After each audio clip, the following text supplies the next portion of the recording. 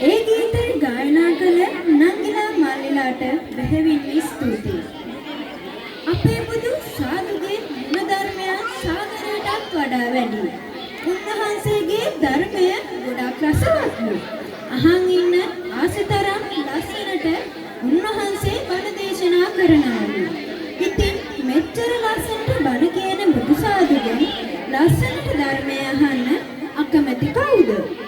ඉතින් මේ ආරාධනය අපේ දහම් පාසලේ කනිෂ්කා සොයුරියට අපිව තවත් ලස්සන අංගයකින් පිනවීමට